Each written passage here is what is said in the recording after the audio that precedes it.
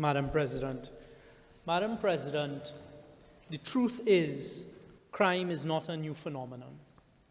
A lot of the crime and criminality that we are facing and dealing with now in our present day and our present situation is as a result of years of certain actions and inactions which have culminated in the situation that we face today. The one thing that is correct in the motion is that it is a government's responsibility to ensure public safety and security of the citizenry. The government does not stand alone in this effort. And Madam President, at the outset, I say that the right adage to describe it is, what you sow is what you reap. It is not only ironic, Madam President, that the UNC opposition would bring this motion here today. It is downright hypocritical. Because, Madam President, I will spend some time today discussing some of the initiatives taken by this government to tackle the scourge of crime, because it does concern us. It has always concerned us, and we are working towards dealing with it. Madam President, the initiatives that we have put in place are multifaceted, multidimensional, and multi-layered, but the vast majority of them will take some time before we begin to reap the full benefits of them. Madam President, I must, through you, let the population know, however, what are some of the seeds that were sown. Some of the seeds that were sown in that period of 2010 to 2015 that are leading to the difficulties we face as a society today. Because as the speaker before me said, crime is not something new. Crime didn't pop up overnight.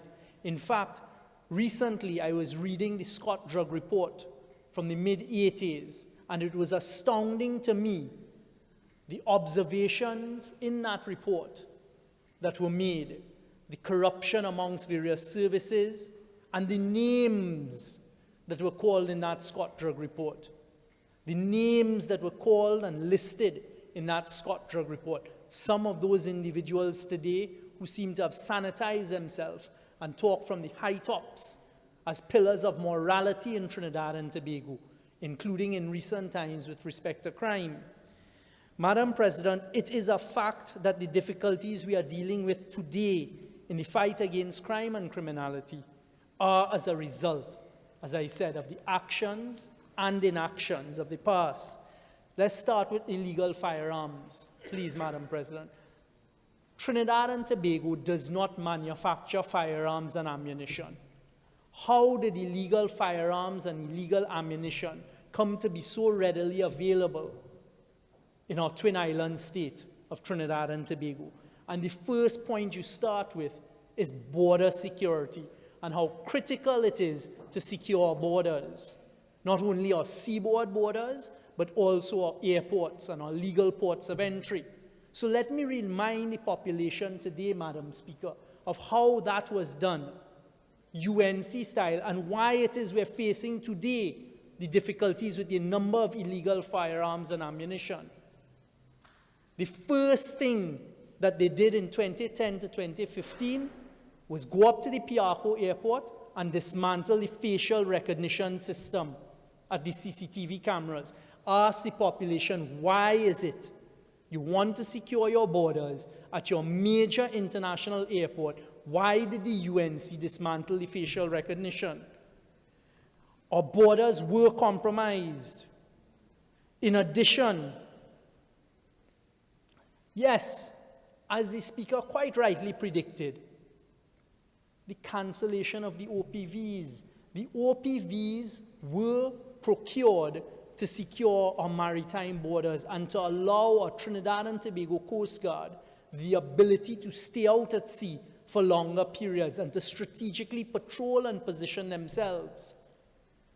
So the cancellation of the OPVs single-handedly made our borders much more porous than they should have been. But you know what is astounding?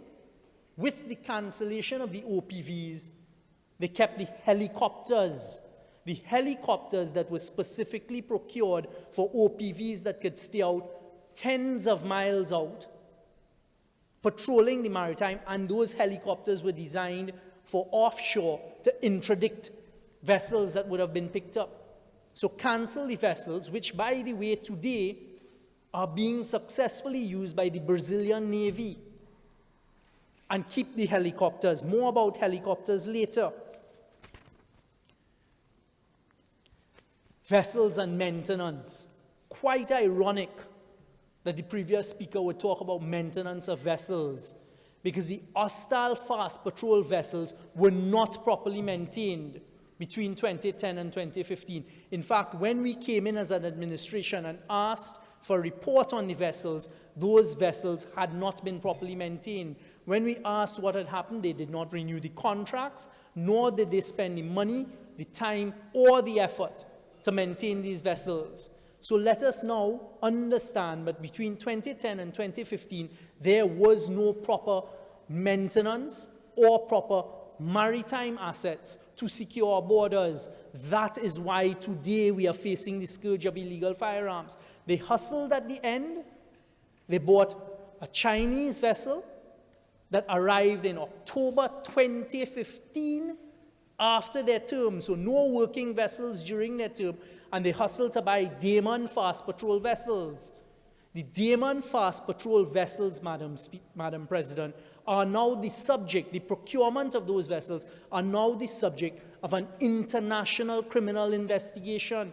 That is how it was done between 2010 and 2015. But let the population know through your Senate, Madam President, that the borders, every time we hear those on the other side stand up and talk about how the borders of Trinidad are too porous, nothing is being done. It is hypocritical, because the most porous period was between 2010 and 2015. No OPV, no maintenance of fast patrol vessels, the interceptors,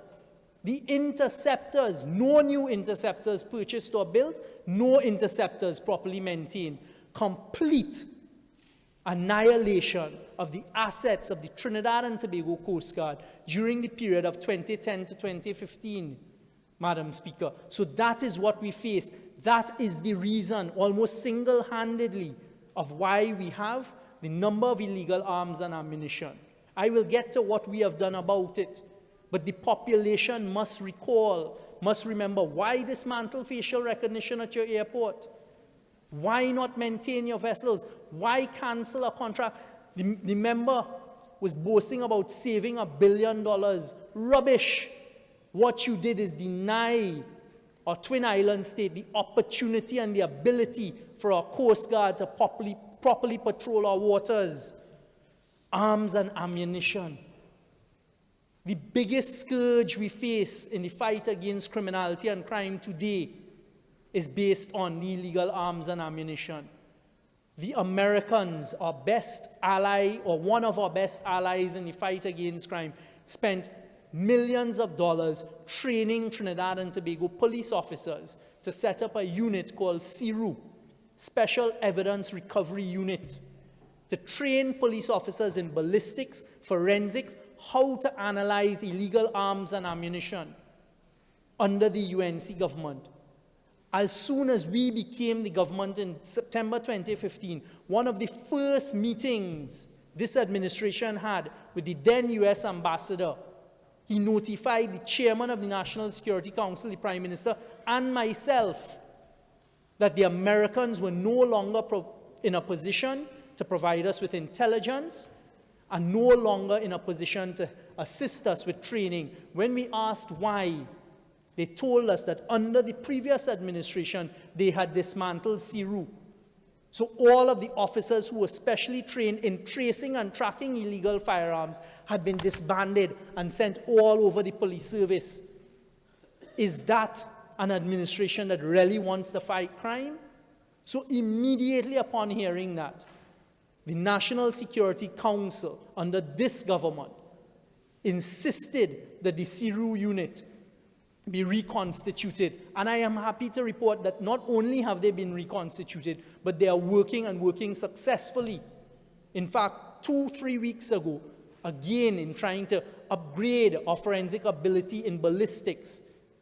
We had the ballistics expert from the Jamaican police force come down here to start sharing with our CIRU unit and our forensic people. So all of these falsities and misinformation with respect to ballistics are completely untrue. We are working hard at it, and it is under us that that unit was once again reconstituted. So again, why cancel OPVs? Why dismantle your facial recognition system? Why get rid of a unit that so many millions of US dollars were spent to put together to tackle illegal firearms? I am reminding the population today, those were the seeds that were sown, and we are now reaping the fruit, the evil, spoiled fruit from that in 2010 to 2015. SAUT, S-A-U-T-T, one of the most successful law enforcement operational arms in the fight against crime. The whole concept of SAUT was a properly vetted unit that had all of the best and the specialists from the Trinidad and Tobago Police Service, or Customs and Excise, or Immigration, and our Defense Force, and the importation of expertise from away. When the SAUT unit was set up and the facilities built in Kamuto, that is when the real fight against crime was starting to be successful. The assets they had, the technology they had, the blimp. The first thing that the UNC did when they came in was disband SAUT. Again, ask yourself why. Who is it that benefits from dismantling the most successful operation, the most successful unit in the fight against crime? And it cost the taxpayers millions. Because, of course, when they dismantled it, Madam President, the next thing that happened is they fired persons, the then head of SAUT, Brigadier Peter Joseph, and it cost us millions as taxpayers because they had to pay damages. Why dismantle a unit that was successful? Why sell the blimp for a pittance? I have met with so many of the operators from SAUT, so many of the persons who now head our national security apparatus were actually members of SAUT. And they have told me, Minister, with the greatest of respect, that was the best fight law enforcement body in the fight against crime. The first thing that was done by the UNC administration was dismantle it. And you know what was more disturbing? I could say here without fear of contradiction that 3 cabinet members of the UNC went up to Kamuto, assembled all of the vehicles being used by SAUT, and handpicked which blue light vehicle they would have. They took away the equipment, the bulletproof vest, and all of the other equipment from the operators, put it in a warehouse. And when we came in as an administration, that was the first time the warehouse was reopened, and half of the equipment had rotted and were no longer usable. So when the cry is made that this is how we will do it, and we will do it the same way we did it, let the country remember that is how they dealt with crime. Who stands to benefit from dismantling the operations in the fight against crime? That is the question I ask. Not only did that happen, we talk about technology. You would recall not so long ago a scandal in this country where a former intelligence officer, Denny, appeared on a UNC platform making false allegations against the Prime Minister and the former Minister of National Security, allegations that were found to be completely unfounded and untrue, rebutted very easily. But you know what was the story there? He was one of the UNC officers who, in the intelligence services, dismantled the server system. Because you see, the way the intelligence service technology works, it has fingerprints. You cannot erase who does what. And that is one of the protections of it.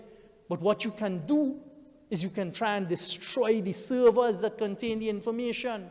And it is a fact that between 2010 and 2015, that is exactly what happened, Madam Speaker.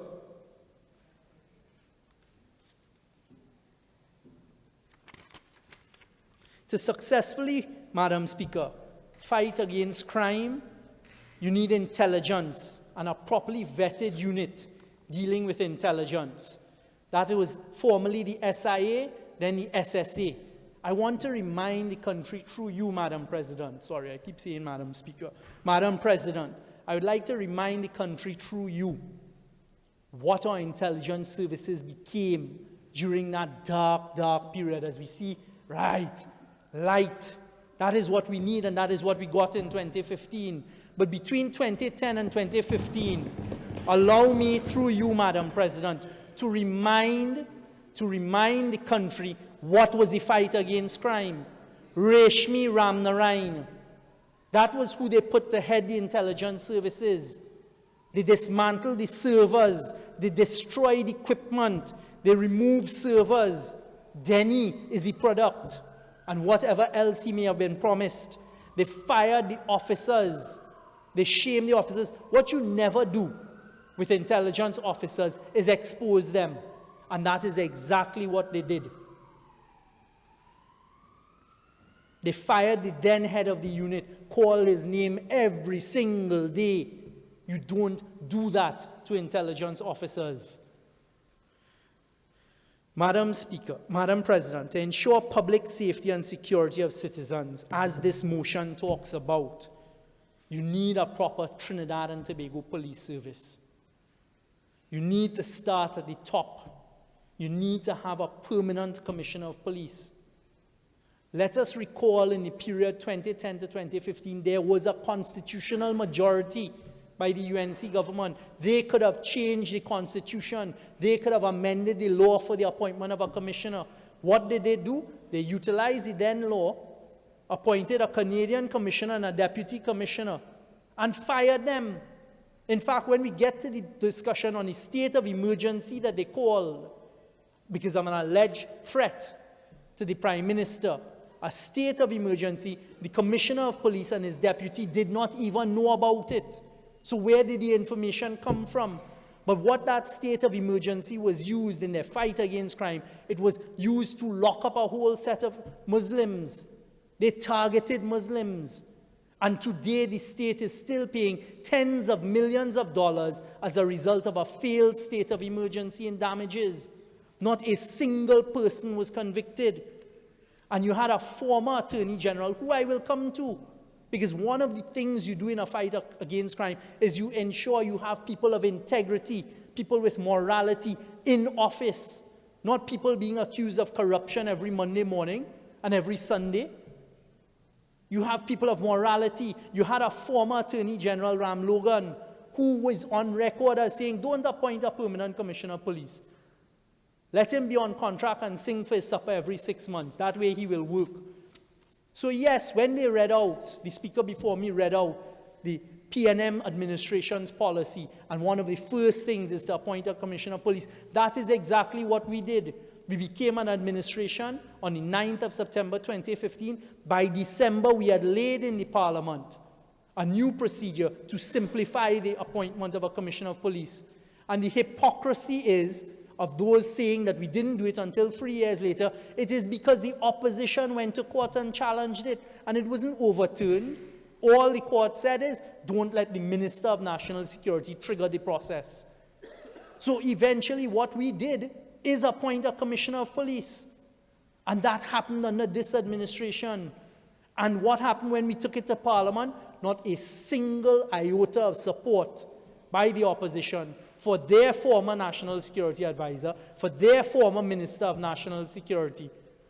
They did not support it. Let the country remember, because they did not want a permanent commissioner of police. And I will say here now, with respect to the appointment of deputy commissioners of police, the legislation has been laid in Parliament, and I'm awaiting the Police Service Commission, not awaiting as a minister, but as a citizen, for them to go ahead and start the process. What we did is we amended it to say you must have a master's, because we believe at the management level of the police service, you have to be of a certain stature, a certain quality. And that is what the public could look forward to. That is what we have changed.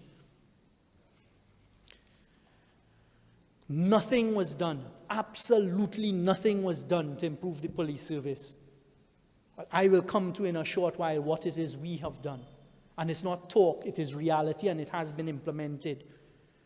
For a government, Madam President, to ensure public safety and security of its citizens, you should have all-of-government approach, social and sport programs.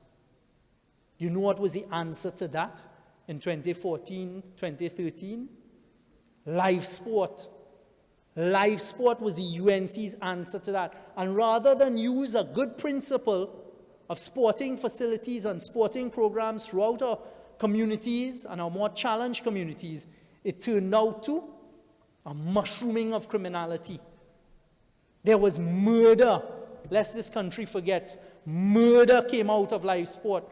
Persons were murdered, and it mushroomed criminality in the East-West corridor, a particular area. A person is now incarcerated for murder of a senior counsel. He was the program manager of live sport. He was signing on behalf of the permanent secretary under UNC government.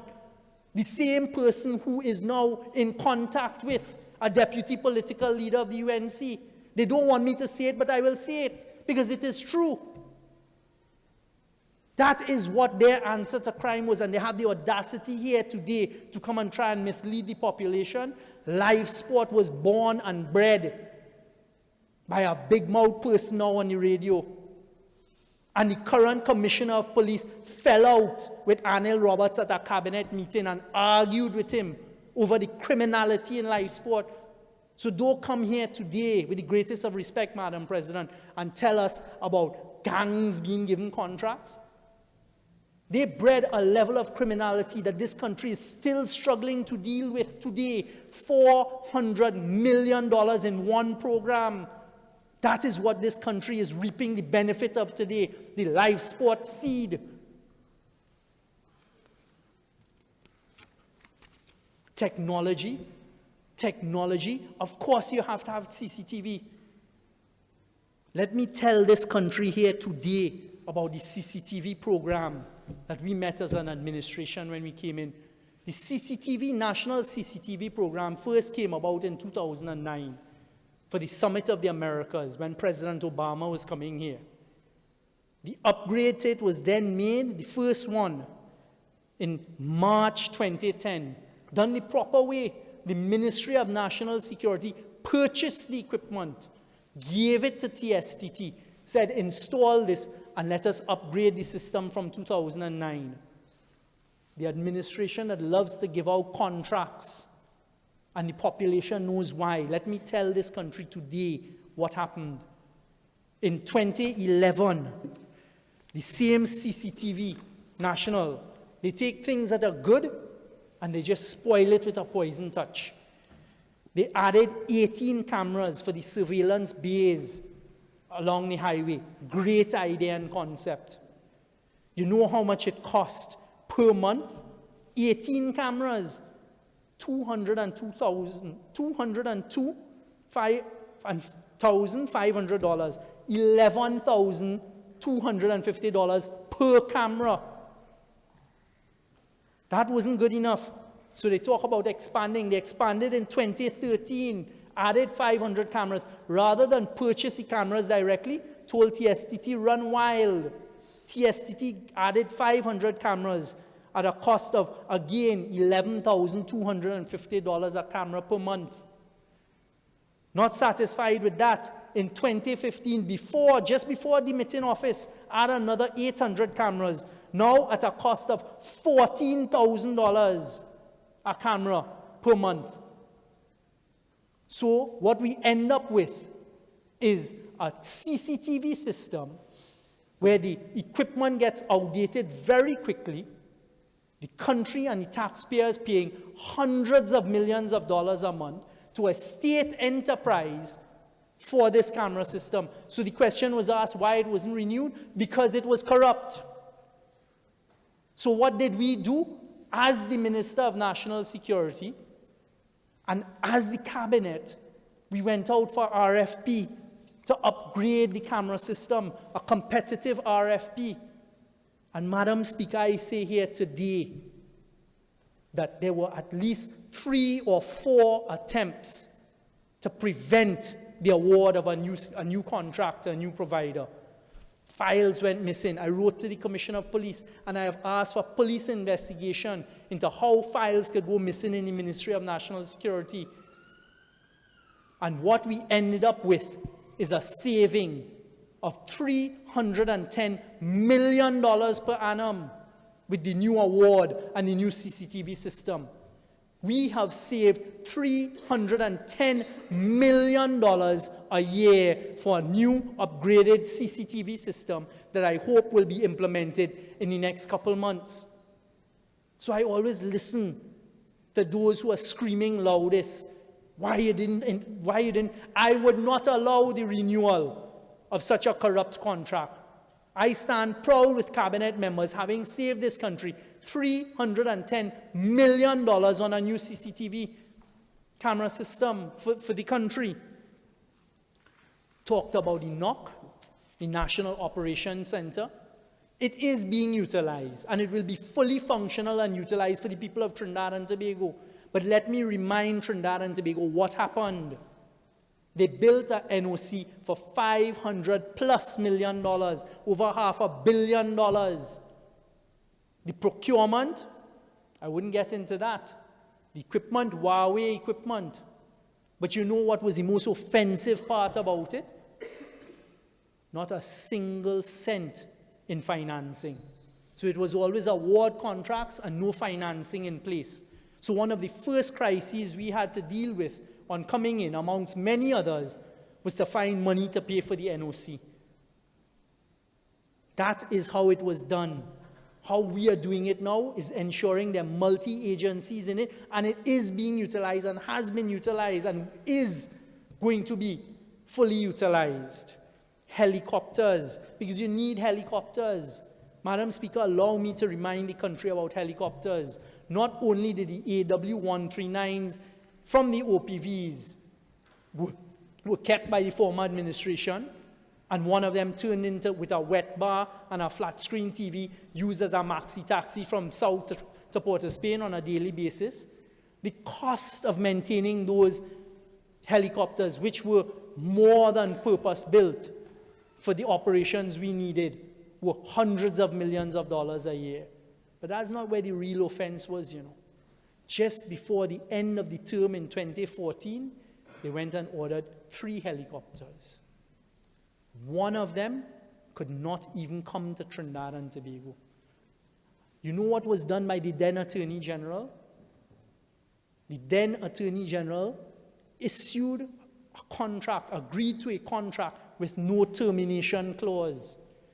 So the people of Trinidad and Tobago were burdened with contracts for helicopters costing millions of US dollars every month, each helicopter, hundreds of thousands. One never made it to Trinidad. The other one, as it arrived, no maintenance contract in place, no termination clause, costing Trinidad and Tobago tens of millions of US dollars. We sought to terminate it, fought it, and are trying to settle the matters.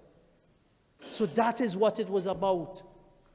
And what we're doing now, an air unit, a new air unit that will service the police, the Defense Force, and our intelligence agencies, is being launched this month, saving Trinidad and Tobago hundreds of millions of dollars. That is not talk. That is the reality of the situation. Every single thing was self-serving and not done for the benefit of national security. So that is what we need to remember. No maintenance contract. How could you take a helicopter and it can't even come to Trinidad and then take out the termination clause so the people of Trinidad and Tobago can't even cancel the contract? That is criminal in itself, but that is how they dealt with national security. Office holders. Because you see, Madam President, if you're going to really fight crime, your office holders have to stand above it all. They have to have integrity. They have to have morality. The Attorney General of that administration is now before the courts with 2 sets of criminal charges. The irony of calling for witness tampering legislation is the former Attorney General is charged with witness tampering. Minister, please, I'm going to ask you to not raise those matters or any matters that are before the court. I'd ask you to not deal with that, please. Thank you very much, Madam President. Madam President, we talked about, I heard it mentioned about the giving of contracts to persons involved in gang activity.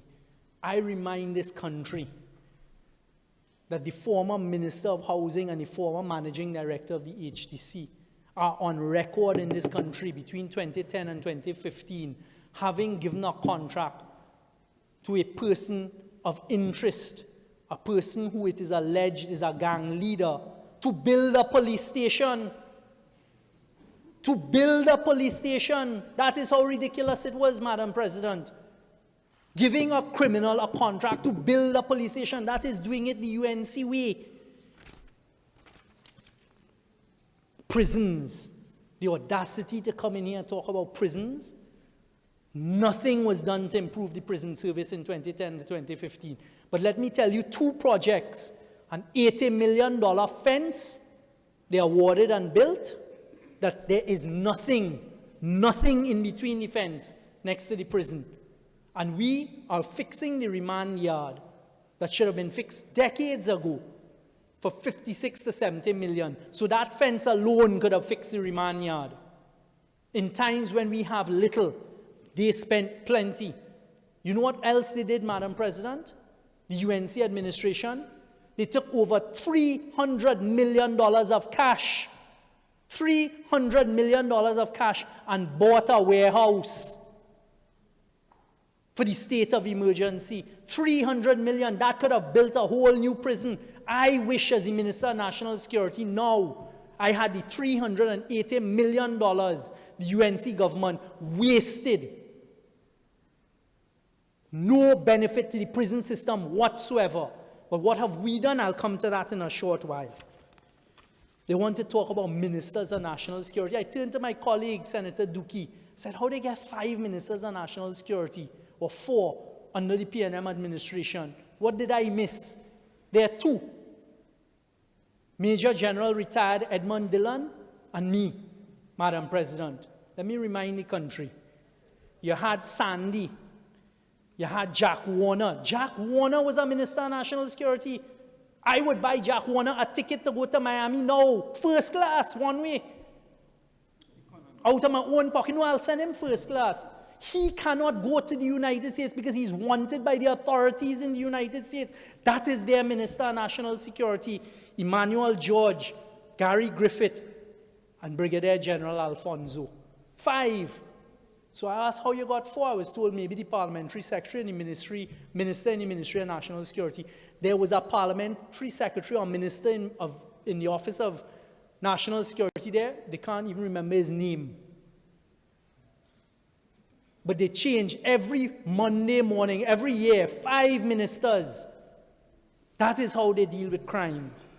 The fire truck fiasco. Go and tow a fire truck for $6.7 million. Nice. I wish I had $6.7 million now as the Minister of National Security. The Mayaro fire station. Open the fire station, he signed for long. They did not buy a single tender or equipment for the fire station. No improvement to the fire headquarters. One thing I can say for sure that this administration is not doing is courting criminals and walking up and down the east-west corridor with criminals. Now, Madam President, that we've gone through a little bit of contextual background and a little bit of historical background as to what we faced in 2010 to 2015. And that cry that when we come back into office, when, God forbid, and you know why God should forbid that happens? For everything I've listed, because that is a little bit of how they dealt with national security during their tenure. Borders. Yes, you have to secure the borders. 2 Cape-class vessels on the way, Madam President. We're working on the interceptors. If they had properly maintained the interceptors, they would have been in the water, but they did not. The upgrade of the radar system, they never upgraded the coastal radar system, Madam President. We are not only maintaining it, but we are upgrading it. We have secured PRCO. The TSA out of the United States has given us a clean bill of health because of the work we did. Minister Sinan and I went there and toured it with them to ensure what needed to be done was done. Put in proper cameras, etc. We are also working with the United Nations to have a multi-agency... Minister, you have 5 more minutes. Thank you very much, Madam President. We are also working with the United Nations to have a multi-agency task force. So the border agency they talk about, that is already in place by having multi-agencies work together to secure our borders. And we're getting help from the United Nations. The CCTV system is being upgraded, and we have facial recognition, license plate recognition, and other features at $310 million less. So every time I hear the scream as to why the contract wasn't renewed, that is why. Because in all good conscience, this cabinet would not allow that corruption to continue. The prison system, CCTVs, alarm system, all being upgraded. Yes, stab vests provided, firearms provided, and more on the way. The remand yard is being upgraded. These are some of the things being done. I wish I had the 300 plus the 80 million, the $400 million they spent on 2 completely useless items. If I had that money, I would transform the prison service overnight. But it is being done. Madam President, legislation, the anti-gang legislation, the bail amendment, those are things being opposed by a UNC opposition. These are just some of the things. Unfortunately, Madam President, I've run out of time as to the long list. We have restructured the police service. The police service now has new departments, new vetted departments, new vetted operational arms that are working. We have programs, MyLat, CCC, Cure Violence, new program along with the Ministry of Sport and Youth Affairs, the police youth clubs or prison youth clubs. We're co-sharing facilities to have libraries. The disaster management, the demonetization exercise, complete success. That is now a global case study. Madam President, I'd like to end by just reading, because you see, I don't require any validation. Certainly none by those on the other side. The moment those on the other side tell me to go right, I run in left.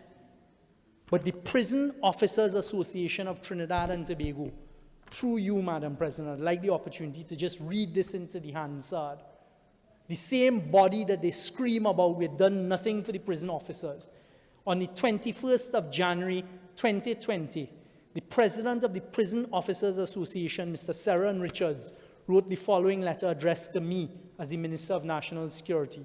Dear Mr. Young, there's a quote which says, just as despair can come to one only from another human being, hope too can be given to one only by other human beings. He goes on, we, the representative body for prison officers, know that you hold one of the nation's most volatile, challenging, and thankless positions in government. One which has devoured the strongest, willed, most optimistic and well-intentioned persons from successive governments who dared to take up the position of Minister of National Security. In this regard, the executive of the Prison Officers Association of Trinidad and Tobago, 2nd Division, wish to publicly encourage you to keep up the fight and commend you for the excellent work you have done since taking up the responsibility to manage the nation's security. You have always had an open door to the association's request as we represent the interest of prison officers, which is unprecedented from any minister that went before, especially as it relates to the protection of prison officers on and off duty. We know that there is much still to do, but we know you have the will and determination to get it done within the arms of national security. We want to encourage you not to let the voices of the critics muffle the praises of those who support your efforts.